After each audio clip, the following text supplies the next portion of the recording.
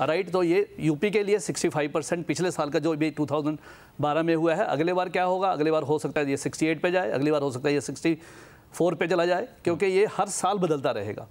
Right. अब coaching संस्थानों पर आते हैं। आनंद जी, आपके पास सबसे पहले कोचिंग संस्थानों पर अब मुमकिन है कि कई सारे अच्छे कोचिंग संस्थान हैं, लेकिन उन्हीं में से कुछ अब ऐसे लगातार खुलते जा रहे हैं कुकुरमुत्तों की तरह। बहुत ढंग के भी कोचिंग संस्थान नहीं है। कई बार हमने इस पर खबरें भी दिखाई हैं, गली मोहल्लों में खुलते जा रहे हैं। अब कहीं ना कहीं जो एडवांस टेस्ट को लेकर कंफ्यूजन है, जो पसुपेश है, वो उसका फ़ायदा कोचिंग संस्थान वो उठाने की कोशिश करेंगे। एक अलग से बोलेंगे, कहेंगे कि ये पैटर्न हम पढ़ाते हैं, हम बेहतर पढ़ाते हैं, हमारे पास ये इसकी अलग से तैयारी की जाती है। तो इस पर अब लगाम कसने के बजाय और बढ़ावा मिलेगा उन कोचिंग संस्थानों का।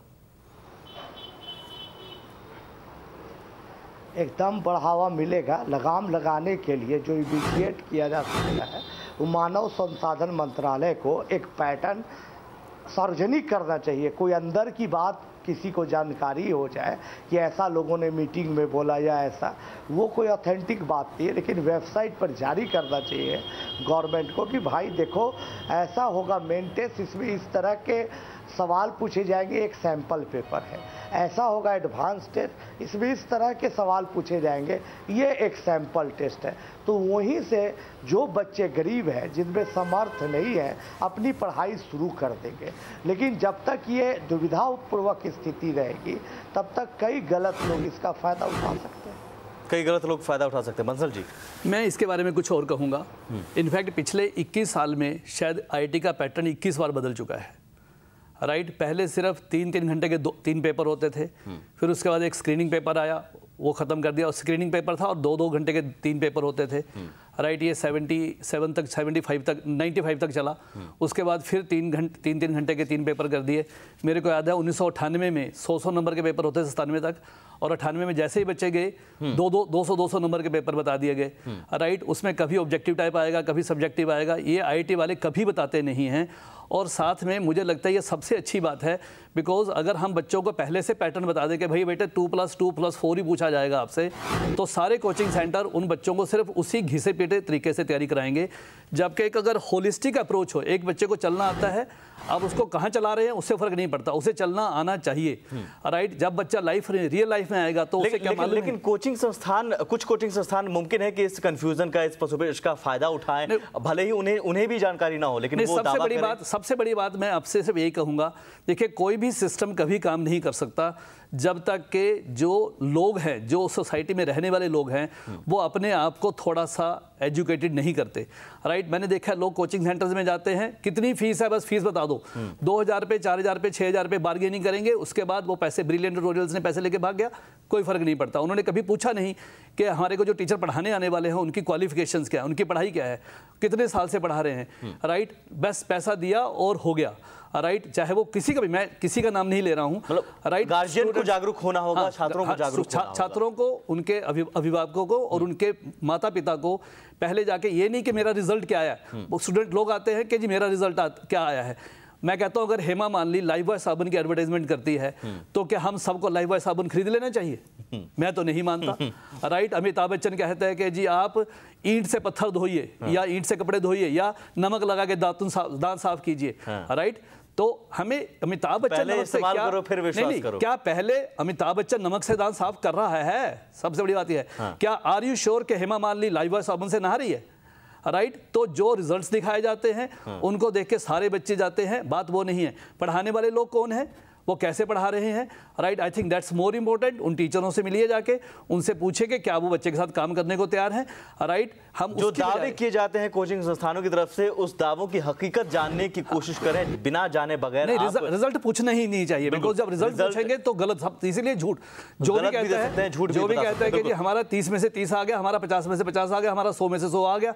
राइट। कोई कहता है जी हमारे 5000 में से 5000 बच्चे आ गए। अरे भाई अगर ऐसे ही हिसाब लगाओगे तो 1 लाख बच्चों को IIT में एडमिशन हो गया, ऐसा पॉसिबल ही नहीं है। बिल्कुल। तो जब पॉसिबल नहीं है तो उसको उन दावों पर विश्वास ना करें। उन गार्जियन के लिए भी ये बहुत अच्छी बात कही है बंसल साहब ने कि आप खुद पहले तहकीकात करें, हकीकत पता करने की कोशिश करें। इस बीच वाराणसी से हमारे साथ कॉलर जुड़ी हुई हैं रश्मि जी। रश्मि, बताइए इस फॉर्मूले पर क्या राय है, क्या ये फॉर्मूला आपको समझ में आया? Good evening sir. मुझे तो ये फॉर्मूला पसंद नहीं है, चाहे वो आईआईटी के लिए हो चाहे वो मेडिकल के लिए हो। और क्यों नहीं पसंद आया, इसमें क्या दिक्कतें आपको लग रही हैं? चाहूंगी कि एक बार उन स्टूडेंट से पोलिंग कराई जाइए जो आईआईटी की तैयारी करा रहे हैं।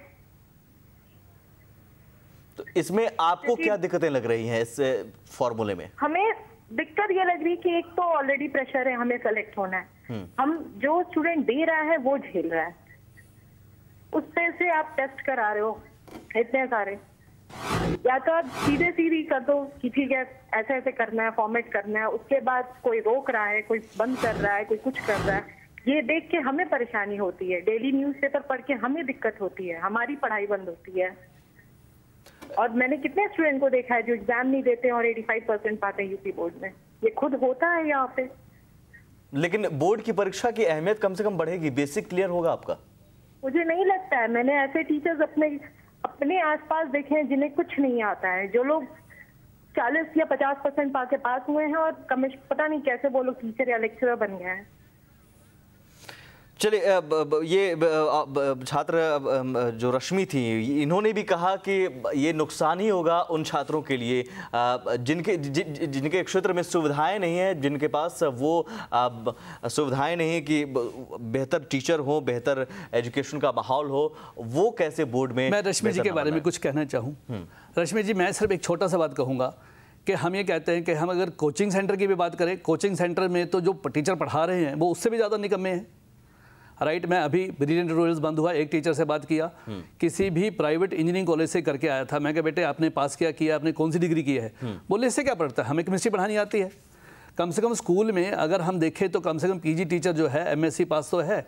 राइट, नहीं, ये बंसल जी हो सकता है, अभी मैं इस बात पर आपसे सहमत नहीं हूं क्योंकि कभी भी बिहार के या फिर यूपी के कई ऐसे क्षेत्र हैं अभी जहां पर, या फिर अभी हमने कई बार ऐसे स्टोरी चलाए हैं, हमने कई बार ऐसे खबर दिखाई है कि जनवरी की सही स्पेलिंग लिखना नहीं आता है, वो शिक्षक पद पर हैं, जिन्हें ABCD की सही तौर पर जानकारी नहीं है, जिन्हें पता नहीं है देश का राष्ट्रपति कौन है। एक उदाहरण के लिए मैं दे रहा हूं, और मैंने वो खुद खबर देखी है, खुद खबर पढ़ी है। तो अब ये सीधे नकारा नहीं जा सकता है कि बेहतर माहौल है बिहार के दूर दराज के क्षेत्र में, यूपी के दूर दराज के क्षेत्र में अभी भी माहौल ऐसा है कि जहां पर एजुकेशन का माहौल बिल्कुल नहीं है, टीचर हैं भी तो उस लायक नहीं है जो बेहतर भविष्य की गारंटी दे सके। हम आनंद जी आपके पास आना चाहेंगे। सवाल एक है कि 12वीं के छात्रों को जो 12वीं में बैठ रहे हैं, जो परीक्षा देने वाले हैं, ठीक है, उनके लिए अब एम होगा कि अब मुझे परसेंटाइल के हिसाब से तैयारी करनी है, लेकिन जो छात्र परीक्षा दे चुके हैं और तैयारी कर रहे हैं उनका क्या होगा?